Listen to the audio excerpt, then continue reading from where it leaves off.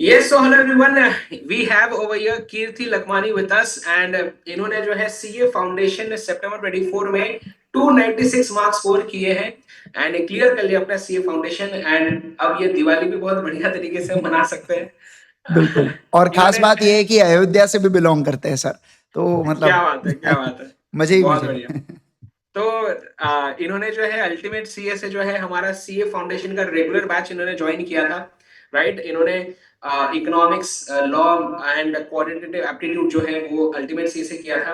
कीर्ति please बताइए आपका कैसा एक्सपीरियंस रहा हमारे साथ एंड पहले तो आप बताइए आपके इंडिविजुअल हर सब्जेक्ट के मार्क्स कितने हैं एंड कैसे आपने पढ़ाई की ये बताइए पहले। यस। यस। सर मेरा अल्टीमेट सीए से तो बहुत अच्छा एक्सपीरियंस रहा है। मतलब आईजी सर आपसे तो मतलब डाउट तो तुरंत ही पूछ लेते थे टेलीग्राम पर। जी। बाकी बाकी ऐसे कुछ ज्यादा ज्यादा डाउट आते ही नहीं थे, आप लोग इतना अच्छा क्लियर कर देते थे कॉन्सेप्ट। अरे बहुत बढ़िया। क्या आप एक बार अपने मार्क्स बता पाएंगे सब्जेक्ट्स में सारे। सर मेरे बिजनेस लॉस में है 73, ओके। मैथ्स में 70 ओके। एंड इकोनॉमिक्स में 82।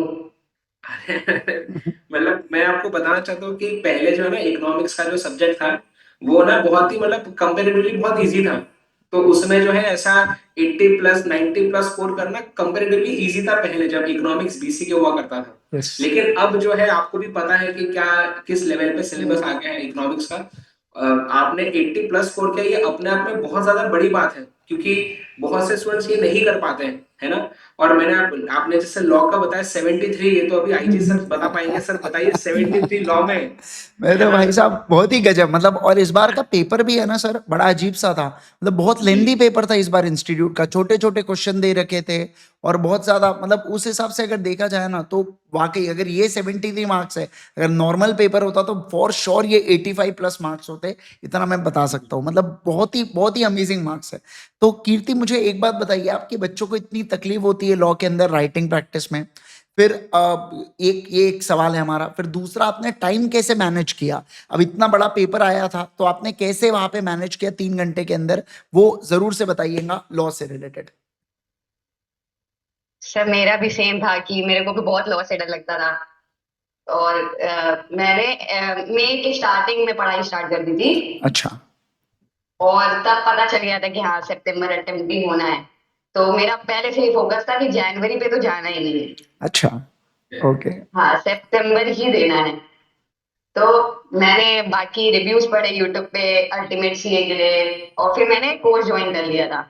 अच्छा। उसके बाद मेरा शेड्यूल ही होता था कि सुबह उठो पढ़ाई पे लग जाओ और रात तक चलता रहता था भाई। क्या बात है, मतलब आपने एक बार ठान लिए थे कि आपको सितंबर अटेम्प्ट निकालना है, और बस आपने फिर एक बार आपने ले लिया कोर्स, उसके बाद कोई इधर उधर कुछ ताका झाकी नहीं, अपना चुपचाप पढ़ाई करो फिर, है ना। Yes yes. सर। यस, ये हाँ। अक्सर सर एस। हमें लगता है मोनी सर ये बच्चे बहुत गलती करते हैं, एक बार ले लिया फिर 4 जगह देखेंगे, फिर और कंफ्यूज होंगे, फिर अलग रिवीजन करेंगे, रिवीजन में भी टुकड़े टुकड़े में भलते भलते जगह से करेंगे, तो उससे बहुत कंफ्यूजन हो जाता है। तो ये अप्रोच बहुत अच्छा लगा मुझे कीर्ति का, कि एक बार ठान लिया। हमने हर्षित का भी अभी इंटरव्यू लिए थे सर, उसका भी ऐसा ही कहना था कि वो भी मतलब बहुत फोकस था कि उसको क्या करना है, ये एकदम क्लियर था कि मुझे ये देखना है, ये नहीं देखना है, ये रिवाइज करना है, ये नहीं करना है। तो ये बहुत बढ़िया अप्रोच होता है। तो सारे बच्चों को ये चीज ध्यान रखना है कि आज ही आप क्लियर रहिए कि आपको क्या करना है, किससे करना है, कितना करना है करके। Yes, over to you Kirti. Yes yes. Sir. तो वही मैंने प्रिपरेशन स्टार्ट की। उसके बाद सिलेबस कंप्लीट होने में काफी टाइम लग तो गया, बट रिविजन्स भी मेरे को पता था ज्यादा से ज्यादा करने हैं। तो ओके। मैंने 3 रिविजन्स किए थे। Wow, amazing. बहुत आपने बढ़िया। डेली राइटिंग प्रैक्टिस वगैरह आप करते थे लॉ के लिए क्योंकि स्टूडेंट्स बहुत यस पूछते सर। थे। यस सर, राइटिंग प्रैक्टिस तो सर ने कही थी, वो तो करनी ही करनी है।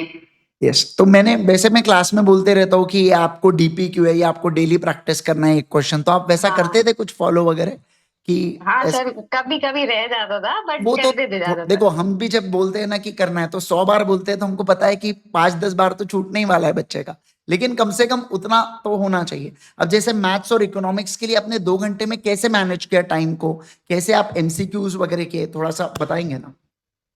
सर मेरे को मैथ्स और इको में यही था कि जो भी बहुत लेंदी थी वो मैं पहले स्किप करती जा रही थी। मेरा यही अप्रोच थी कि राउंड 1 में जो मेरे को इजी लग रहा है वो सबसे पहले अटेम्प्ट करने हैं। और मेरे राउंड 1 में ही जब मैंने पूरा कंप्लीट कर लिया था तो मेरे इकोनॉमिक्स में 88 अटेम्प्ट हुए थे। अच्छा। Amazing. बाकी मैंने जो छोड़े थे वो ज्यादा फैक्ट बेस्ड वाले थे, मतलब वो डेट्स वगैरह याद नहीं रहती हाँ थी। हाँ हाँ समझ गया मैं। वो कुछ तो भी नंबर ऑफ आरटीएस वगैरह भी पूछ लिया था इस बार, जो बहुत ही यस अनएक्सपेक्टेड था सर, मतलब। जी। वही बहुत ज्यादा फैक्ट बेस्ड थे, तो वो सब मैंने स्किप किए थे, नहीं तो और अच्छा हो सकता था। नहीं ओके आपने जो स्कोर किया बहुत बढ़िया है। मैं आप एक बार अगर क्वांटिटेटिव एप्टीट्यूड का बताएंगे यस कि कैसा आपने किया मैथमेटिक्स का जो है प्रिपरेशन, और प्रणव सर के क्लासेस आपको कैसे हेल्प किए, प्लीज अगर आप बता सके। प्रणव सर के क्लासेस तो बहुत ज्यादा हेल्प किए थे, मतलब उन्होंने कहा था कि मतलब जो कॉन्सेप्ट बहुत ज्यादा मतलब कॉम्प्लेक्स था उनको उन्होंने बहुत इजी बना दिया था। बहुत अच्छे। बहुत मतलब बहुत ज्यादा इजी बना दिया था उन्होंने, मतलब कुछ उनके अलावा कुछ करना ही नहीं पड़ता था, बस वो जो होमवर्क में देते थे वो करो और जो क्लास में वो कराते थे। अच्छा तो ओके आप क्लासेस के बाद फिर डेली खुद से रिवीजन भी करते थे क्लासेस खत्म होने के बाद, मतलब जनरली हाँ बच्चे। हाँ ये सर रिवीजन तो जरूरी है ही, बाकी लास्ट में तो करना ही करना रहता है। आपने नहीं जैसे जो बोला कि बच्चे। 4 महीने में आपने मई में चालू की थी ना प्रिपरेशन और सितंबर में पेपर थे, तो तो मई जून जुलाई अगस्त, तो 4 ही महीने आपको मिले।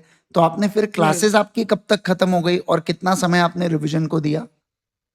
सर मेरी जुलाई के एंड में, मतलब अगस्त के स्टार्टिंग में खत्म हो गई थी। क्लासेस खत्म हो गई थी, फर्स्ट अच्छा। वीक तक खत्म हो गई थी। और 1 महीने में आपने 3 रिवीजन किए? ये सर, अरे और भाई, खास कर तो सर लॉ का तो बहुत ही किया है मैंने, सबसे ज्यादा तो लॉ ही किया है। नहीं क्या वो बात है। मार्क्स से समझ में भी आ रहा है कि आपने बहुत अच्छी मेहनत की है, तब जाके 70s में पहुंचता है। नहीं तो स्कोर जनरली 40s 50s तक ही रह जाता है अगर 1-2 रिवीजन होती है। मतलब इससे समझ में आता है कंसेप्चुअल क्लैरिटी भी थी, आपने प्रैक्टिस भी की है, रिविजन भी की है, वो मार्क्स से ही समझ में आ जाता है ना? यस। एक मैं लास्ट आपसे क्वेश्चन ये पूछना चाहूंगा, इकोनॉमिक्स में जो है मैक्रो इकोनॉमिक्स जो नए चैप्टर्स जो ऐड हुए हैं, है ना, चैप्टर नंबर 6 से जैसे लेकर चैप्टर 10, वो आपने कैसे कवर किए, और आपको जैसे मेरी जो बुक्स वगैरह वो आपको हेल्प हुई या नहीं, प्लीज बताएं। सर बुक्स तो बहुत हेल्प की उसमें, क्योंकि बहुत हाईलाइटेड रहता था इंपॉर्टेंट इंपॉर्टेंट चीजें। जी। तो ऐसा नहीं था कि बहुत गो थ्रू करना पड़ता था। आईसीआई स्टडी मटेरियल तो मैंने छुआ भी नहीं, क्या मैंने सिर्फ बात। बुक्स ही छुई हैं। वो नहीं मेरी नहीं, ऐसी की ऐसी पड़ी हुई है। तो आपने ऐसा कुछ किया है कि जैसे हमारी जो स्टडी मटेरियल है वो आपने रेफर किया, उसके अलावा और कोई पीडीएफ डाउनलोड किए कहीं से, या मान लो नो ऐसा कुछ? सर, नहीं, जो भी है सिर्फ कुछ और भी सिर्फ नहीं, अल्टीमेट सी है जो भी है। सिर्फ क्या बात है, आईसीआई के मॉड्यूल देखा भी नहीं, कोई भी चीज के लिए नहीं देखा? नहीं देगा सर, वो जरूरत ही नहीं पड़ती थी। नहीं कीर्ति, क्या है ना, आजकल लोगों को ऐसे आदत है कि वो क्या करेंगे कि हर सारे टेलीग्राम चैनल को ज्वाइन करते हैं, हर जगह से पीडीएफ डाउनलोड करेंगे। एक ही जैसे समझो इकोनॉमिक्स है तो 5-6 टीचर के पीडीएफ डाउनलोड कर लिए, फिर बाद में एग्जाम के पहले भी सोच रहे हैं कि यार अब मैं आज किसका रिवीजन देखूं, आज कौन से पीडीएफ से पढूं। तो ऐसा कोई प्रॉब्लम आपने फेस नहीं किया ना? बिल्कुल नहीं सर, इस झंझट में पड़े ही नहीं। नहीं नहीं, चलिए बहुत बहुत अच्छी अच्छी बात बात है। है।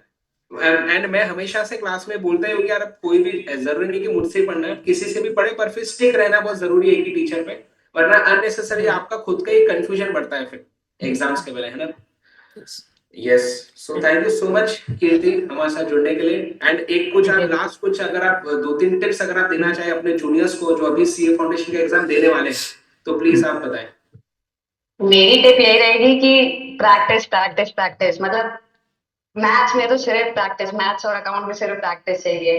बाकी लॉ में कंसेप्ट क्लैरिटी चाहिए, रट्टेबाजी तो नहीं चलेगी। बाकी इको तो सर है ही, आप बाकी आप क्लियर कर ही देते हैं, माइक्रो तो एकदम ही क्लियर हो जाती थी, बाकी मैक्रो थोड़ा देखना पड़ता था। जी जी जी। ओके बाकी बस प्रैक्टिस करने से हो ही जाता है, और आखिर में रिवीजन जितने ज्यादा होंगे वो बहुत अच्छा रहता है। ओके। ओके, परफेक्ट है, चलिए बहुत मल्टीपल अच्छा। रिवीजन एंड कॉन्सेप्चुअल क्लैरिटी, है ना, ये यस इम्पोर्टेंट है। यस, चलिए thank you amazing. So much Kirti, congratulations again for your thank achievement. You. And हम चाहेंगे कि अब आप सीए इंटर में सिर्फ ज्यादा मार्क्स नहीं, आप एआर स्कोर करें, तो अपना आप टारगेट रखें क्योंकि आप डिजर्व करते हैं, ठीक है ना, आप में यस, वो एबिलिटी है कि आप एआर स्कोर कर सकते हैं। So all the best for your CA inter and also. आपने शायद फॉर्म फिल कर दिया होगा अल्टीमेट सीए का, that makes you yes eligible sir. For scholarship also, तो हमारी टीम भी आपसे जरूर से कांटेक्ट करेंगी, right? Yes, thank you so much Kirti, thank you so much everyone, bye bye, take care. Thank you sir, thank you.